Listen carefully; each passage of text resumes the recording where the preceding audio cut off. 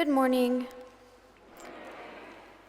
When I first heard that we were going to Detroit to work with Cass Community Social Services, I was a bit skeptical, and if I'm being fully honest, I was slightly disappointed as I had so much fun at ASP last year.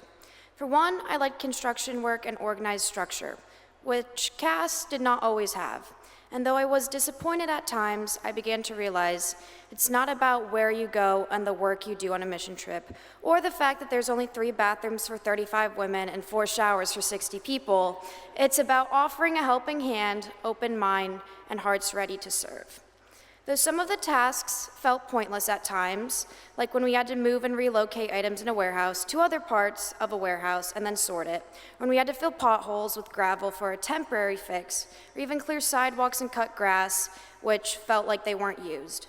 I look back and realize, though we may not be helping people and making it an impact directly, we got to do things that if the Cass staff had to take care of, they would not have time to help serve the community.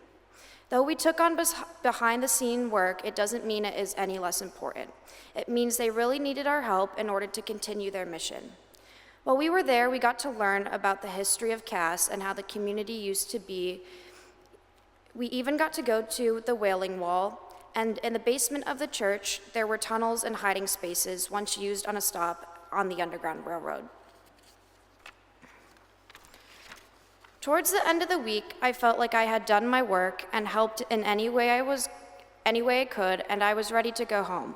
That was until my family was getting ready to leave, and a homeless woman came up to us asking for food. Miss Peggy had brought her out a plate of dinner, but that wasn't the end. This woman began sharing her food with another homeless woman. So my dad, of course, called Peggy and told her to bring out more, which she did, and they both were very grateful. We then proceeded to leave as we had to head home a day early. But in this moment, I began to break down and cry. I questioned my life choices and my callings. I did this for multiple hours. Though I was ready to sleep in my own bed and go home, I felt guilty, leaving knowing there was so much more to be done, so many more people I could be helping, but instead I was sitting in a nice, cool, air-conditioned car with a full belly and nice clothes, while others simply have none of that. So church, my mission for you is to never stop acting like you're on a mission, even when the trip is done. Go out into the world and provide helping hands, an open mind, and most importantly, a heart ready to serve and love like Jesus. Because if this trip taught me anything, it's to do just that.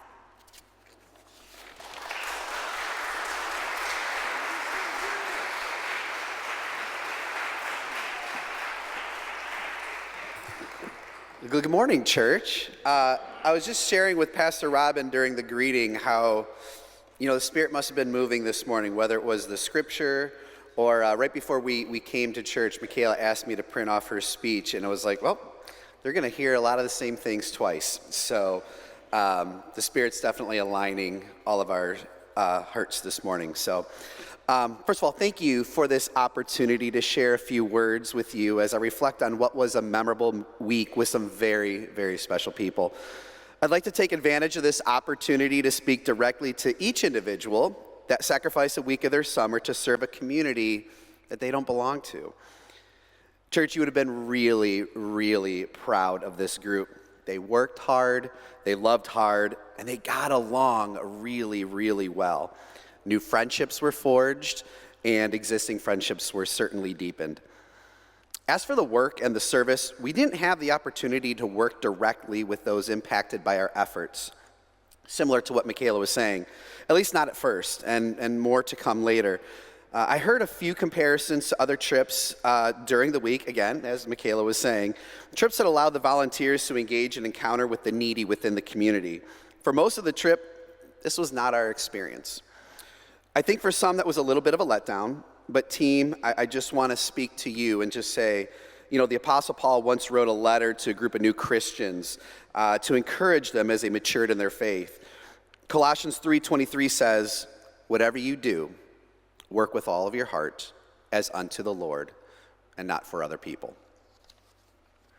The fruits of our labor may not have been witnessed directly by those in need throughout the community, but the work we accomplish allows others to come behind us to continue that work, and for others to finish that work that we started. What we did this week continued to fortify the foundation of the mission we were serving. So while human eyes within the community may not have witnessed the power of this group, I promise you God certainly did. And he's so proud of you. He is oh so proud of you. Proud of you for listening to the tug he put on your heart to go. Proud of the manual labor you provided to support the mission. And proud of the love in your heart that grew this week for his people. Whether it was shredding paper in an old, dirty warehouse, making lunch meat sandwiches, filling potholes, or preparing a home for someone you'll likely never meet, you performed these tasks with the love only the Spirit of God could place within you. Friends, my prayer leading up to and throughout the week was that you would each grow closer to God on this trip, that you would see God in others, and that you would see God in yourselves. I continue to pray that as you spend time over the next few days reflecting on the week that is now behind us, you see a different version of yourself, a better version of yourself. And that new version that stares back at you in the mirror yearns for more. That you yearn to grow deeper in your faith and listen more acutely to that unique voice in your heart that challenges you to go love your neighbor harder than ever before. Now, all that I said above came before receiving a pretty amazing call from Peggy yesterday morning. See, I wrote this reflection Friday afternoon before God had one more act of service to put in your path. I have since learned that this group jumped into action during someone's time of need. A motorist had experienced a flat tire Friday afternoon and was in desperate need of help. With a sense of calm and without missing a beat, our team went into action to help change this lady's tire. No expectation of a reward, despite the woman's offering to give the team money or to make a donation. Even though I didn't witness this myself, this act was a cherry on top for what was a selfless week of our youth and leaders giving of their time, their energy, and love to a community several hours away to people they'll likely never encounter. Now, on a personal note, this week helped to recenter me. It provided the opportunity to pull back from the day-to-day grind we all find ourselves in, to intentionally work for others in a new, refreshing capacity, and unplug from the distractions that tend to muffle God's voice. But it was in the last moments on the grounds of Cass Community Church that was the most memorable for me on Thursday afternoon. Similar to what Michaela was saying, it was memorable on many levels. You see, my family and I were pulling away from the church a day early, and a homeless woman walked up, trembling voice with a few coins in her hands, pleading for food. Sadly, we encounter people in need like this all the time. As you know, just drive up to any freeway exit. But this was different. This woman was different. After speaking with her for a moment, I went back into the church to tell Peggy. Immediately, she grabbed a plate of food and brought it out to the woman, and she was so grateful. Peggy then returned to the group inside, and I got back into my car where the girls were waiting for me. But I watched the woman for a moment. She found another woman who was hiding in the bushes and shared the food with her. I think everyone's heart that was sitting in that car broke even more for the woman and her friend. I called Peggy on the phone and this time explained that there was another individual. Once again, Peggy brought out another plate of food so that both could be full. What followed next was a conversation sparked by my girls about how do we even begin to meet the needs of all of the hurting, desperate, lonely, homeless, poor, and broken walking amongst us.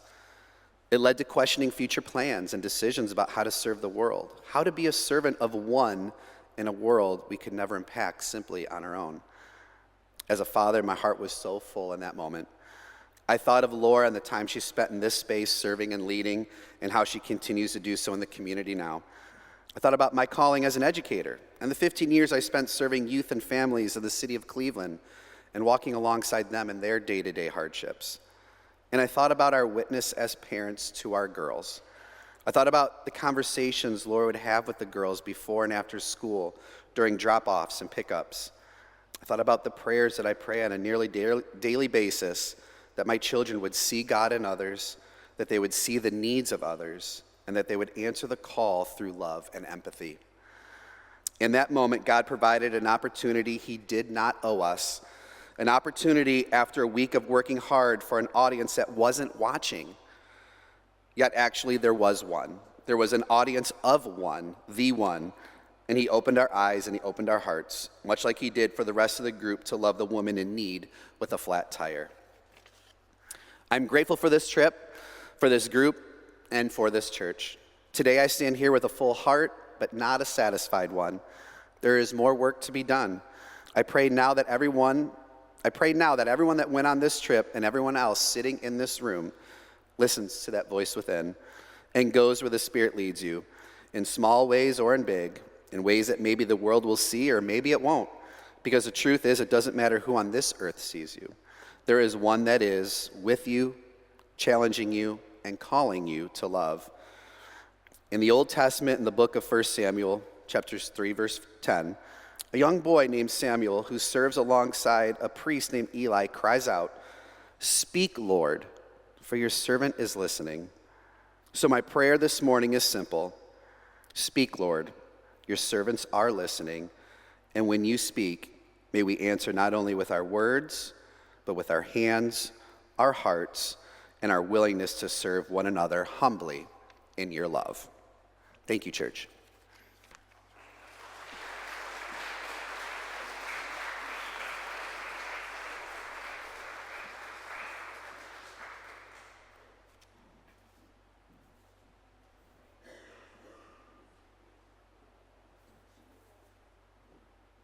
I'll just do my whole thing. Okay, so now it is time for Paper Plate Awards.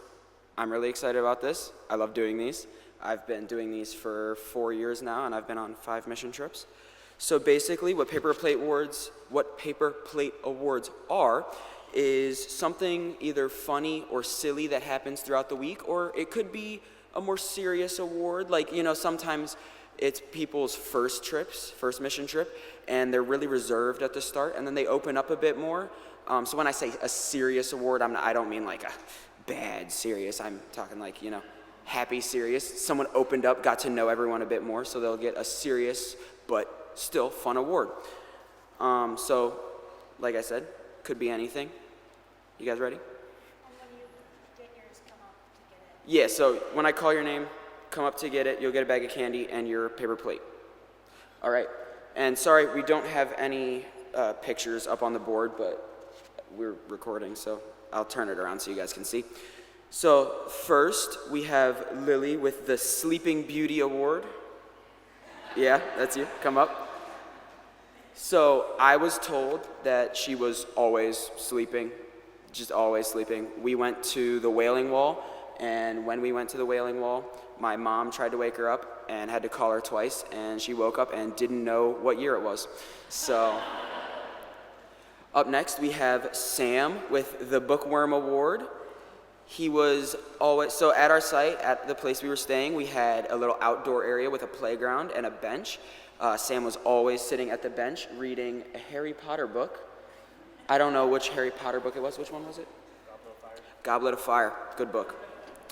Next, we have Michaela, right here, with The Thinker. She gets the Thinker Award because she helped me with thinking about what to do for the paper plates, as well as always talking about how many AP classes she's in. I was told that. So next up, we have the Cheesy Fry Guy Tornado. So next to the church we were staying at, there was a burger truck that sold cheesy fries, and my sister got a box of cheesy fries, and she didn't want to finish them, so she gave them to Tornado, and she said they disappeared. He also was one of the people that opened up more, because this was your first mission trip, right? Yeah, so this was his first mission trip, and he smiled a lot more as the week went on. It was really fun to see. Yeah. Next up, we have the City Boy Award for Mike. So Mike is from Detroit. I don't know exactly what area, but he's from Detroit.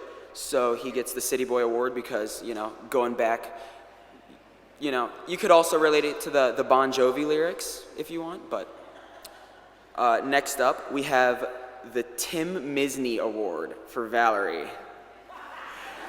So at the end of the week, during the final devotion from Peggy, you'll be able to see them in the cafe. She gave us a paper that had a blank billboard on it. And on that billboard, Valerie was like, I don't know what to write, guys. I don't know what to write. What should I write? So I said, you should make it a Tim Misney billboard. And she didn't make it exactly a Tim Misney billboard, but it's in there. And on it, you can read it. It says, call if you need help. And it's just her number. So There you go. This next one is for Peggy, and I really like this one. It's not so much a funny thing that happened, but it does have to do with how long she has been doing mission trips and the fact that this was her 4th trip to Cass. This was her 4th trip to Cass. She gets the Grizzled Vet Award. So I always use these. So this is a hamster, if you can't tell. I always text with them, and I texted her with one earlier in the week, and I thought it would be funny to put that on a paper plate. So next up, we have Nathan with the Muscle Man Award. And I can attest to this. He is very strong. Specifically, Nathan, you got candy.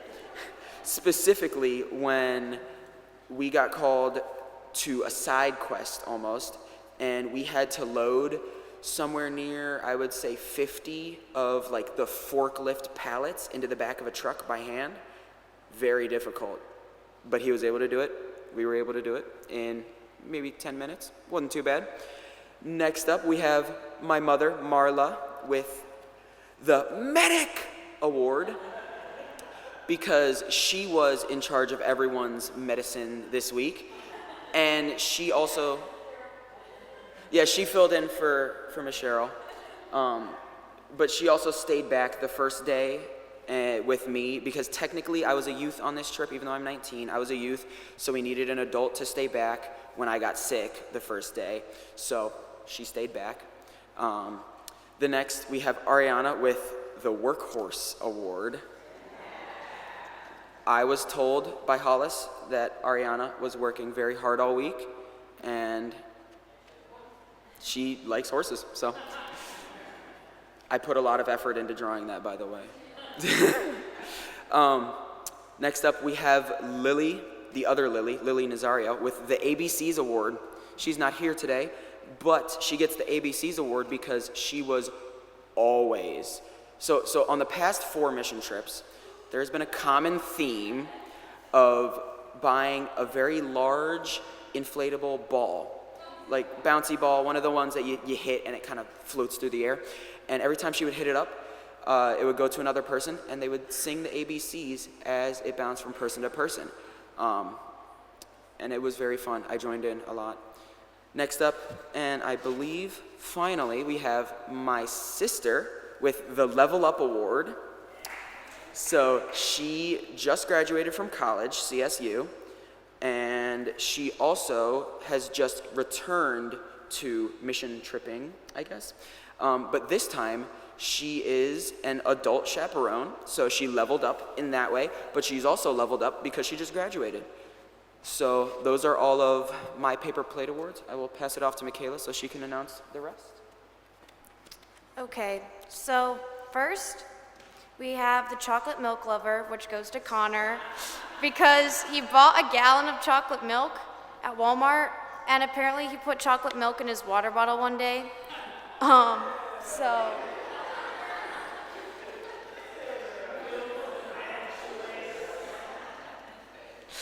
Last year, this person got the Bookworm Award, but this year they get the Dirtworm Award because they got covered in dirt more than anybody, ate gummy worms, and somehow even ate dirt at one point, so Vivian gets the Dirtworm Award. This person is not here, but this is Corey. She gets the Silly Goose Award because she was always laughing or making a joke or doing something silly, so she gets the Silly Goose Award. This person, Zoe, gets the Positive Attitude Award because I don't think I heard Zoe complain once all week. Even when her battery was drained, she still remained positive, so she gets the Positive Attitude Award. Jazz gets the Best Hair Award because, literally, she has the best hair, obviously, so Jazz gets the Best Hair Award.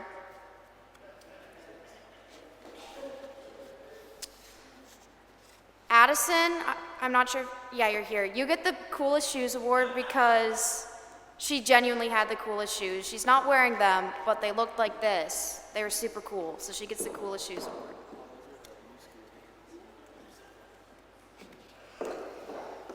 Karis gets the Always Prepared Award. She had a bag with her all week that literally had everything, and she was always like 2 steps ahead of everybody, always prepared, so she gets the Always Prepared Award. Chloe gets the Star Singer Award because you could always hear her singing. You'd think this would go to Brendan, but no, it goes to Chloe.